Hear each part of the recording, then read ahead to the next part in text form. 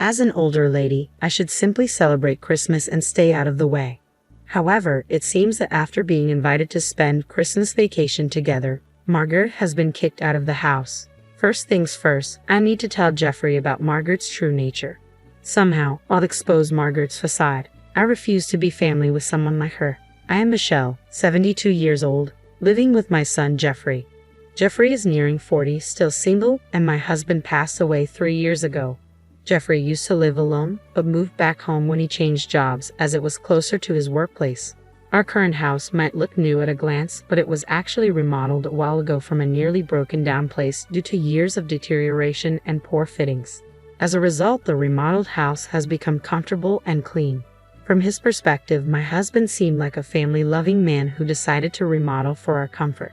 But in reality, he was a source of long-term trouble. He was traditional and stubborn outside but free-spirited at home, imposing his rules and berating me if I deviated slightly from what he wanted. His favorite phrase was, "Who do you think provides the food here?" However, he was often out playing poker, horse racing, and visiting casinos, leaving us barely enough to live on. Still, he acted arrogantly in front of me and Jeffrey, canceling family outings for poker or missing school events. I could have divorced him and raised Jeffrey alone, but I refused to be defeated and stayed until the end. Jeffrey, too, endured silently in front of his father, never showing tears. When my husband passed away from illness, he left us with a small inheritance, this remodeled house, and most importantly, my dear Jeffrey. For me, having my beloved son means I'm not lonely. Unlike his father, Jeffrey has always been kind, selflessly caring, and unable to ignore someone in trouble. But he's also self-sacrificing, hesitant to express his opinions, and tends to be swayed by others. I worry his excessive kindness might lead him into trouble someday. His current workplace has a good environment but is mostly male-dominated, with little talk about women. Now that my husband is gone, I'd be alone if Jeffrey marries. Though it would be lonely, I hoped he would meet a wonderful woman and start a family. Then one day, Jeffrey made a sudden confession. "I've promised to marry someone. I want her to meet you, Mom." I was overjoyed, almost jumping up. Jeffrey, nearing 40, working among men, commuting between work and home, living with his mother, he's not the most sought-after type. That a woman wants to marry him is such a joy. If things go smoothly and Jeffrey marries her, he will, of course, leave my side. It would be a lie to say I wouldn't feel lonely, but as a mother wishing for Jeffrey's happiness, I couldn't be happier. If you've chosen her, I definitely want to meet her. Well, what's she like? Jeffrey's eyes sparkled as he spoke, a look I had never seen before. If Jeffrey speaks of a woman with such eyes, she must be a wonderful lady. I eagerly anticipated meeting the woman Jeffrey confidently chose. Then, on the promised day, Jeffrey brought his girlfriend home. "Mom, this is Margaret, the woman I've been dating and considering marrying." However, the woman Jeffrey brought neither introduced herself nor nodded in greeting. She just stood there silently. At first glance, she seemed aloof and distant, not the type I imagined Jeffrey falling for. She continued to ignore everything, barely greeting, and just surveyed the house. She sipped the tea I offered with disgust, wiping everything she touched with disinfectant wipes. These odd behaviors made it clear that this wasn't the typical first meeting with a future mother-in-law. I secretly dreamed of doting on my daughter-in-law like my own child, but that dream seemed to shatter in an instant. Frankly, I felt uncomfortable in such a short time and didn't want to get too close. Even if she was Jeffrey's choice and a future daughter-in-law, it seemed she felt the same as days passed without any contact after Margaret left. I confronted Jeffrey after she left. "You're dating Margaret and want to marry her, right? From today's encounter, I can't see her appeal." Jeffrey explained that Margaret was shy around new people but charming, strong, and kind, having overcome tough times. They had met at a party hosted by a coworker, where Margaret had shared her hardships. While I thought it was typical Jeffrey to want to help someone in need, dating and marriage were not simple matters. However, considering today's behavior and how they met, Margaret seemed like a complicated person. Despite appearing cute in the relationship, I had a feeling it would be difficult if they lived together. Then, one day, Jeffrey announced he was moving out, probably because of Margaret. Watching Jeffrey with mixed feelings, he murmured quietly, "I didn't expect Margaret to go ahead with it at this time." Apparently, they had discussed deciding on a date and making the commitment as a couple, but Margaret had gone ahead and submitted the marriage application alone just before noon that day. It seemed unreal. But Margaret couldn't wait and had bound them as a couple without Jeffrey's knowledge. Considering the first impression, Jeffrey's stories, and this unilateral action, it raised concerns. I felt nothing but anxiety. Are you sure? Okay, it's fine, I reassured myself. Margaret is a kind woman. Then, I received a message from Margaret. She wanted Jeffrey to choose his wedding gift from several options she had sent. When I checked the items, they were all worth several $1,000s. Even for my son's wedding, that's not an amount I could easily afford. Margaret's actions, showing such rudeness upon submitting a marriage application without Jeffrey's knowledge to become a couple, and then demanding ultra-expensive home appliances, were simply too audacious. It was surprising that Jeffrey chose someone like her as a life partner. But to celebrate his new beginning, I decided to give them a state-of-the-art high-performance air conditioner. Margaret will love this air conditioner, so I guess this will be my wedding gift to you too, I told Jeffrey. All right, Mom, thank you. I appreciate you listening to Margaret's request, Jeffrey responded. It wasn't cheap for me either, but I splurged for the sake of Jeffrey and his beloved new life. Even after installing the air conditioner Margaret wanted, I received neither thanks nor any contact from her. Is this how people are nowadays? Time passed without any particular communication from Jeffrey or Margaret. They were living in an apartment in the next town, less than an hour's drive from my house, but I heard nothing from them. It's not too far for a visit, but they must be busy with work in their newlywed life, I thought, so I refrained from contacting them. However, a situation arose where I had to reach out. My brother, Jeffrey's uncle, had passed away. He was an uncle to Jeffrey, too, who had loved him when he was a little boy, although he was in contact with him less frequently now. Jeffrey was fond of him as a child and wanted him to attend the funeral, even if he couldn't make it to the wake. Having not spoken for a while, I wanted to hear his voice and called, but no matter how many times. I called Jeff's mobile, but it wouldn't connect. Even worse, when I tried the next day, I got a message saying the call couldn't be connected. It seemed like I was blocked. The kind Jeffrey who always stayed in touch over small matters, blocking me? Hard to believe. But with no way to contact him and the funeral not waiting, it proceeded without the Jeffrey couple. Half a year later, Margaret suddenly contacted me. Michelle might be lonely this summer, and Jeffrey has a middle school reunion around the end of the year, so he wants to let loose. Can we spend Christmas vacation at your place? She brought up spending Christmas at my house without mentioning the wedding gift or the blocked calls during the funeral. To her, maybe those incidents weren't a big deal. It seemed Margaret didn't even consider the possibility of me refusing. Despite my reservations about spending time under the same roof as Margaret, I agreed, hoping to see Jeffrey after so long. Sure, that's fine. I look forward to seeing you both. It's been a while. Then, at Christmas, they visited my house. There was a slight discomfort with them around. They were always together, not in a lovey-dovey or happy way, just together. Margaret followed Jeffrey even to the bathroom or when he needed to fetch something. At first, I thought she had business in the same direction, but it seemed not. It might sound harsh, but Margaret's gaze and movement suggested she was monitoring Jeffrey, ensuring he didn't do anything unusual. I was shocked when I caught a glimpse of Jeffrey's face as I stood up to serve tea. Jeffrey was looking down, avoiding eye contact with Margaret. I struggled to understand why they were in such a situation, but the reason for their behavior would become clear later in the evening. Jeffrey left for his middle school reunion, feeling awkward. Alone with Margaret, I stood up to clean as usual.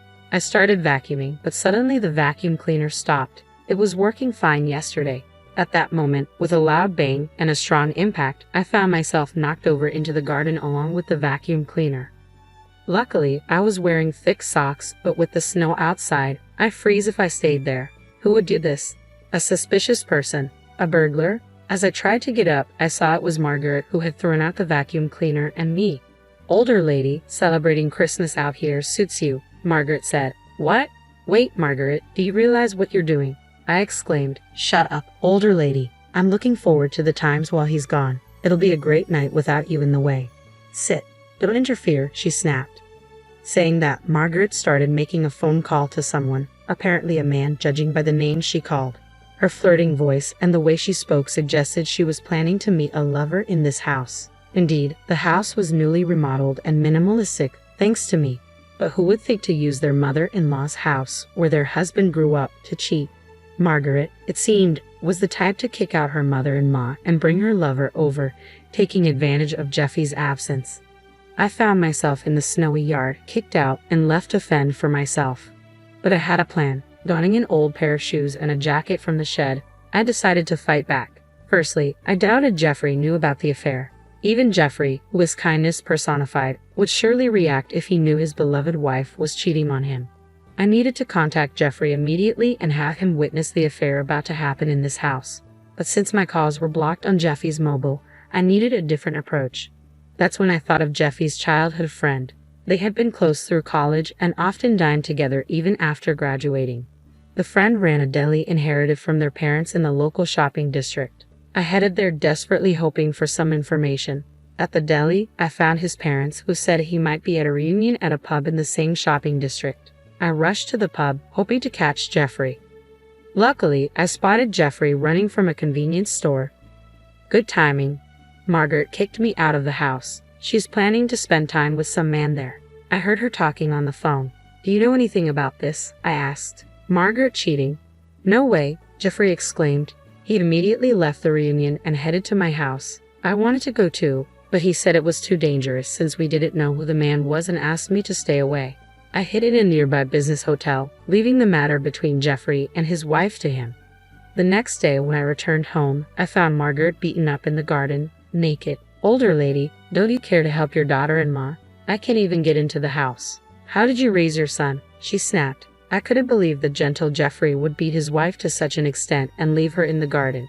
Entering the house, I found Jeffrey drinking coffee. Margaret is naked in the garden. What happened? I asked. I don't know. She was arguing with a lover last night, so maybe that's it. She's going to be nothing to me now, so it's not my business, Jeffrey replied indifferently. While I took refuge in the business hotel, Jeffrey had confronted Margaret and her lover at the scene of their affair. Thinking it might serve as evidence, he took photos of the lover's face and even recorded the encounter. I was impressed by his calmness in such a bizarre situation. From the recording, it seemed the lover, not expecting Jeffrey's return, lashed out at Margaret in anger. The recording also captured the lover stripping Margaret of her expensive-looking branded clothes, apparently intending to sell them. After the lover left, it was Jeffrey who stopped Margaret from re-entering the house. I think you understand from the recording. Margaret isn't repentant. She married me for money and convenience, and she keeps saying her lover is her number one priority. I have to step out for a bit, so I'll leave Margaret's matter to you, Mom, Jeffrey explained. Leave it to me, I replied. What do you mean? I didn't want such a person in my house, so I didn't let her in. If Mom wants to let her in, I won't stop you, Jeffrey said before leaving. As far as I was concerned, my daughter-in-law had been awful to me, and now she had gotten her just desserts. I felt no obligation to help her for no reason and decided to leave her as she was. Although Jeffrey's photos and recording gave me a good idea of the situation, I decided to check the security camera footage for a clearer picture.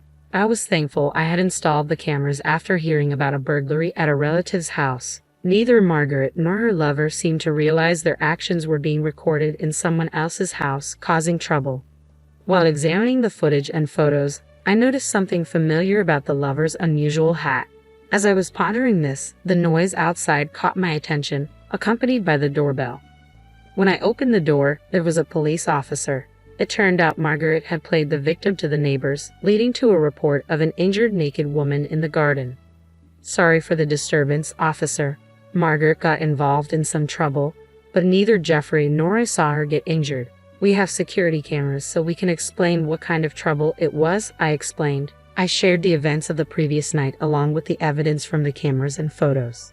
The police seemed to understand that Jeffrey and I were not involved.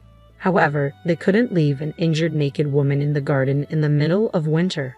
Margaret was taken away in a police car. Suddenly, I remembered who the man in Jeffy's photos of the lover was. Just then, Jeffrey returned. Mom, I'm back. I filed for divorce. Margaret and I are now complete strangers, Jeffrey announced. Divorce? What do you mean? I asked, shocked. Margaret has been throwing tantrums when things don't go her way since we got married. I've tried to meet her expectations, but at some point, she started using a pre-filled divorce form as a threat, Jeffrey explained. Having fallen for Margaret, I tried to fulfill her wishes, but she exploited my willingness, acting tyrannically when things didn't go her way. She used the divorce form as leverage. Hearing this, I was at a loss for words. But then I remembered something and shared it with Jeffrey, who suddenly stood up with an idea. We headed to the police station where Margaret was being temporarily held. I waited for you, Jeffrey. I knew you'd come. You're my dear husband, not heartless enough to ignore your wife in this state, Margaret said. What are you saying? We're strangers now. I just came to tell you something with Mom, Jeffrey responded. Huh? What do you mean, a bad joke? I understand this older lady coming to apologize, but strangers. Margaret must have thought Jeffrey was coming to rescue his beloved wife and expected me to apologize for leaving her in the garden. I submitted the divorce papers with your section filled out, Margaret. We're no longer a couple, I interjected. What? What are you doing, Jeffrey? Remember when you submitted the marriage application without permission? It's too convenient that it's okay when you do it to others, but not when it's done to you, right? Jeffrey argued. Margaret was speechless at Jeffrey's logical argument, but I had to say something too. The man you brought home, he's a business owner, right? I asked. Yes, he's a young, talented owner of a beauty salon. He proposed with a bouquet of roses last week, saying he'd make me a CEO's wife, Margaret replied confidently. That man's actually an unemployed freeloader who caused trouble at a restaurant, leading to his unemployment. I often browsed social media and reluctantly saw a story about someone causing a scene in a restaurant. I thought I had seen him somewhere before, but he was in the vortex of a topic that had recently come under fire by many people. I read that this guy was repeatedly getting in trouble for drinking straight from a pitcher of water, putting Tabasco in it, and other such nuisances, I revealed.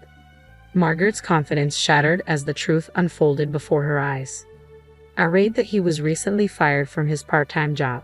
That's a lie. His profile had a long list of accomplishments. He wouldn't do such things.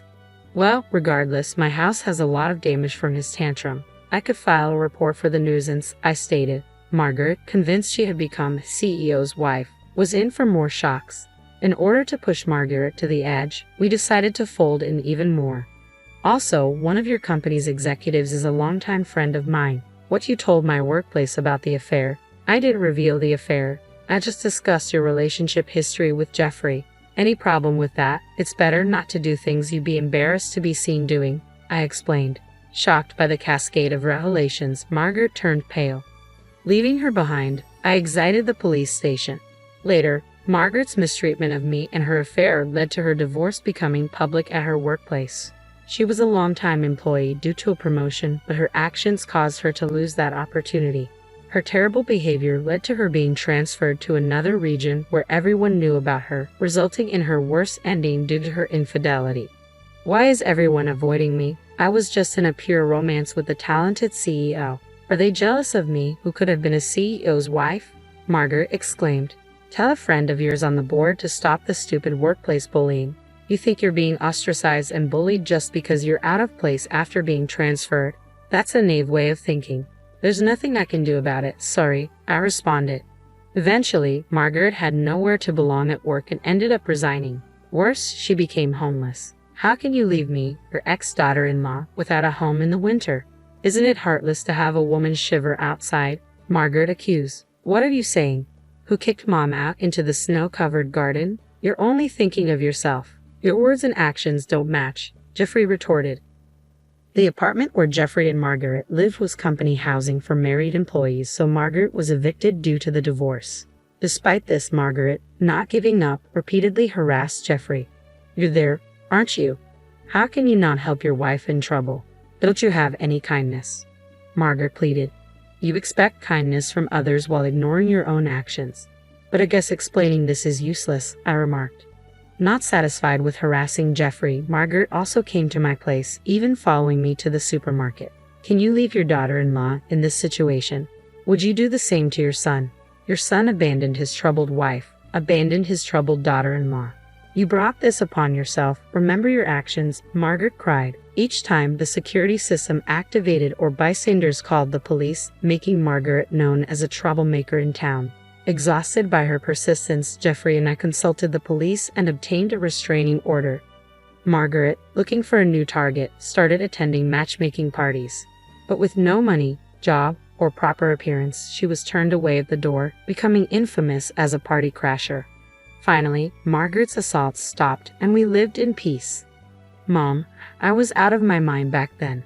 Margaret cut me off from home, screamed at me all day. I finally came to my senses. I'm so sorry.